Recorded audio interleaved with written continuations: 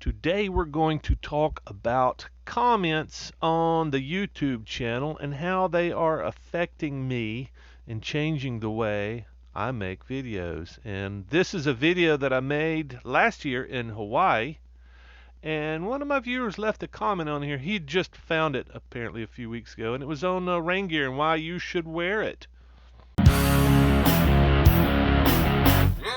So Liberty Forever suggested that he had found a lightweight rain suit on Amazon made out of Tyvek, and this got my attention, especially for $12. I figured, how bad could it be for $12? And I'm just out $12 if it doesn't work for me. I just thought, hey, if it fits, yeah, zombie apocalypse. I thought, okay, worst case scenario, I get this cool suit for Halloween. So of course I went ahead and pulled the plug. It was only $12, and YouTube pays me $2 for every video I make, so I've only got to make a few more videos to be able to pay for it. Pretty exciting, and you guys are worth it. I'm set for rain gear already. I don't really need anything else, but maybe this is something to stick under the seat of the bike. So I pull this thing out, and I could tell pretty quickly that it's not quite the same Tyvek that I'm used to. The Tyvek that I have experience with is pretty rigid, very, very tough, and this is very soft and pliable. And this cloth zipper kind of gave it away. It kind of seemed pretty quickly that this would probably not be very waterproof. But since it was raining out today, I decided I was going to go walk around the rain just to see. So I'm trying out the new Tyvek suit. Basically a hazmat suit I got off of Amazon. Somebody recommended it. I'm gonna have to go back in and figure out who actually recommended that I try this thing on as an alternative rain gear, something to go under your, I guess, over your clothes and under your regular riding gear. I'm not really sure, can't remember what the suggestion was, but I was like, well, $10. How bad could it be? And when it comes down to it, everybody needs a hazmat suit. In this day and age of pandemics, and it's raining pretty good. I think it would probably work pretty good just on its own, but I want to try it out before I fooled around with it inside a suit, because I could just imagine that. It'll probably come apart. Feels like it's leaking already.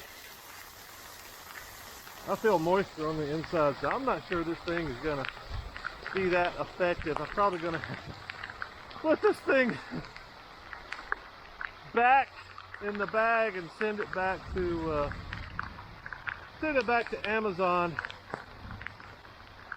Because I think right now, I think a Walmart bag would probably work better than this. And maybe it's just because my belly is sticking up against this, because I don't feel any wet on my shoulders. But my original intention was to get out here in my helmet and see. But I figured a ball cap would probably do just as well as a helmet. And my main objective was to just to see how waterproof it actually is. And I'm gonna do some modeling for you, since I think that's funny as hell.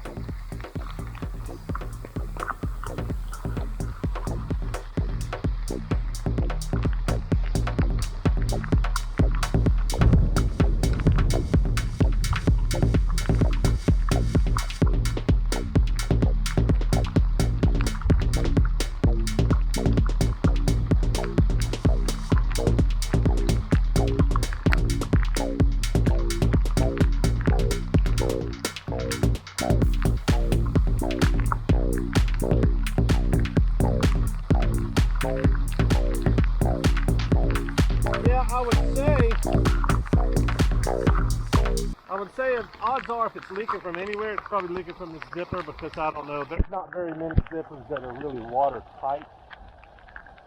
You can put a flap over it and keep water coming inside directly from from the zipper, just kind of deflect the rain. But I don't know, there's good zippers and there's bad zippers. This is clearly a, probably 20-cent zipper.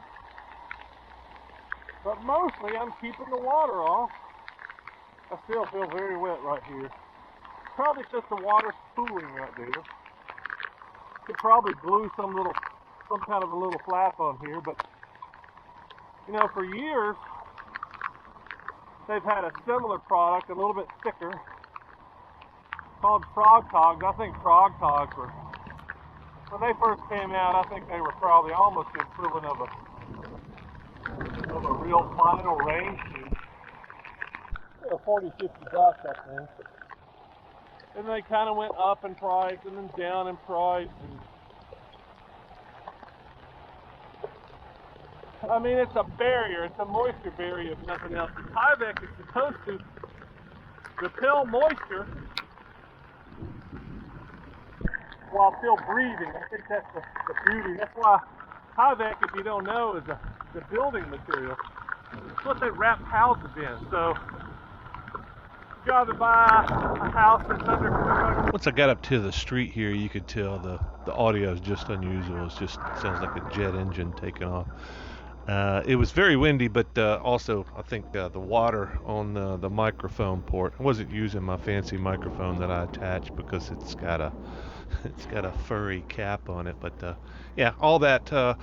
I think what I was saying here, because I can't even tell what I was saying, but I think pretty much what I was saying is explaining Tyvek as a building material, and the reason that they use it is it's a moisture barrier, but it also, I mean, it really prevents rain from getting into the wood structure of your house. That's why they wrap your houses in Tyvek, and you'll see, watching the new construction, you'll see Tyvek labels like a white. It looks very similar to what I'm wearing, but it's not the same material. It's a lot more impermeable, a lot more stiff, and kind of almost like a thin cardboard or a card stock maybe, but that's pretty much what I was trying to say, is that's the difference here. I'm sure this would probably have a good application, maybe like for lighter materials, like if you were a spray painter or something like that. If you worked in a body shop and you spray painted cars, this would probably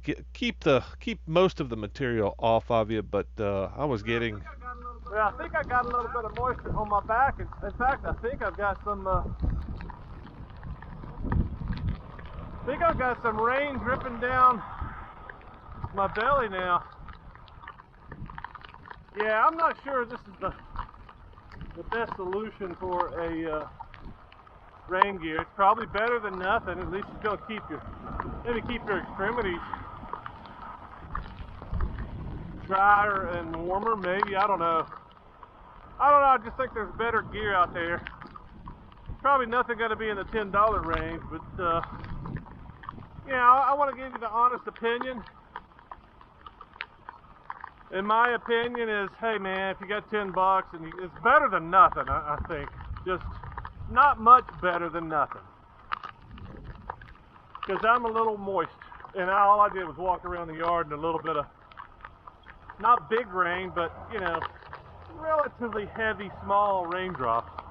And I'm moist. I can't imagine riding across country. Hell, riding an hour in the rain with this as your only barrier. Like I said, it's maybe better than nothing, but not much. It's kind of cool though, ain't it?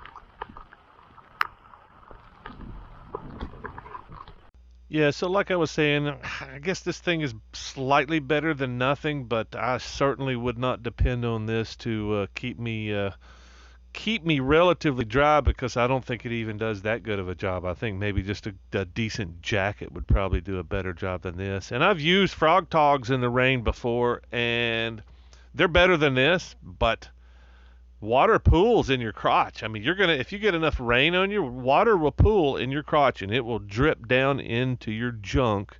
And I would say maybe just get some good quality vinyl, if nothing else. I've kept vinyl on the bike, some decent rubber gear. Anything's probably better than nothing. It's just the lightweight stuff is that's probably the hard thing to find. The lightweight stuff that you can always keep on your bike. But usually I ride with, if I can, I usually ride with some kind of a shell that I can insert under my riding gear or over my pants or something, um, to keep me from hypothermia. I don't like being wet and miserable, but a lot of times I don't ride in the summer with rain gear because you're going to be soaking wet anyway. You're going to be sweating. It's the stuff doesn't breathe. But yeah, I can't really recommend this, but it sure is a cool outfit for trick or treat, zombie apocalypse. I mean, just think of you. I can think of dozens of things you could use this thing for. Walk in with a big bubble on your head and pretend that you're the COVID team. They're there to rescue everybody. Anyway, that's all I got for you. Let me know if you have something you want me to take a look at, as long as it's not too expensive and I can send it back if I don't like it, if I hate it. All right, later.